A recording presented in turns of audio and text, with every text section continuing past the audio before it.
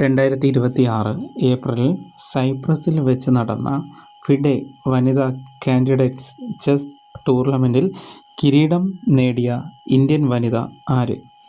Option A Koneru Humpy, B Divya Deshmukh, C R Vaishali, D Harika Dronavalli. ഉത്തരം C R വൈശാലിയാണ്. 2026 April സൈപ്രസിൽ വെച്ച് നടന്ന ഫിഡെ വനിതാ കാൻഡിഡേറ്റ്സ് ചെസ് ടൂർണമെൻറ്റിൽ കിരീടം നേടിയ ഇന്ത്യൻ വനിത ആർ വൈശാലി. ഫിഡെ വനിതാ കാൻഡിഡേറ്റ്സ് ചെസ് ടൂർണമെൻറ്റിൽ കിരീടം നേടുന്ന ആദ്യ ഇന്ത്യൻ വനിതയാണ് തമിഴ്നാട് സ്വദേശിയായ ആർ വൈശാലി. വൈശാലി രമേശ് ബാബു എന്നാണ് മുഴുവൻ പേര്.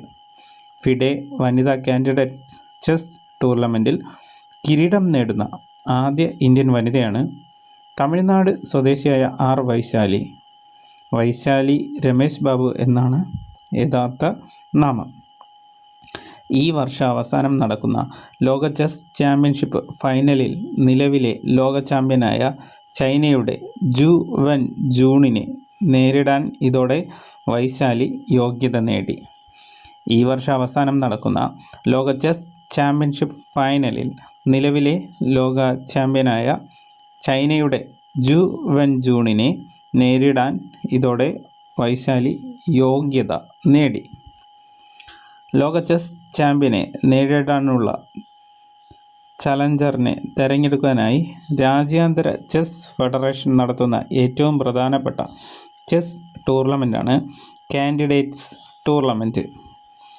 ലോക ചെസ് ചാമ്പ്യനെ നേരിടാനുള്ള ചലഞ്ചറിനെ തിരഞ്ഞെടുക്കുന്നതിനായി രാജ്യാന്തര ചെസ് ഫെഡറേഷൻ നടത്തുന്ന ഏറ്റവും പ്രധാനപ്പെട്ട ചെസ് ടൂർണമെൻറ്റാണ് കാൻഡിഡേറ്റ്സ് ടൂർണമെൻറ്റ്.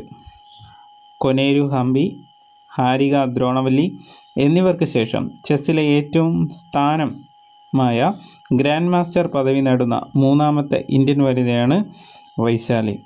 കൊനേരു ഹംപി, ഹാരിക ദ്രോണവല്ലി എന്നിവർക്ക് ശേഷം ചെസ്സിലെ ഏറ്റവും ഉയർന്ന സ്ഥാനമായ ഗ്രാൻഡ് മാസ്റ്റർ പദവി നേടുന്ന മൂന്നാമത്തെ ഇന്ത്യൻ വനിതയാണ് ആർ വൈശാലി. വൈശാലിയും സഹോദരൻ ആർ പ്രഗ്ലാനന്ദയും ചെസ് ചരിത്രത്തിൽ ഗ്രാൻഡ് മാസ്റ്റർ പദവി നേടുന്ന ലോകത്തിലെ ആദ്യ സഹോദരങ്ങളാണ്. വൈശാലിയും സഹോദരൻ ആർ പ്രഗ്ലാനന്ദയും ചെസ് ചരിത്രത്തിൽ ഗ്രാൻഡ് മാസ്റ്റർ പദവി നേടുന്ന ലോകത്തിലെ ആദ്യ സഹോദരങ്ങളാണ്. 2023 അർജുന അവാർഡ് നേടി രാജ്യം ആർ വൈശാലിയെ ആദരിച്ചു. 2023 അർജുന അവാർഡ് നേടി രാജ്യം വൈശാലിയെ ആദരിച്ചു.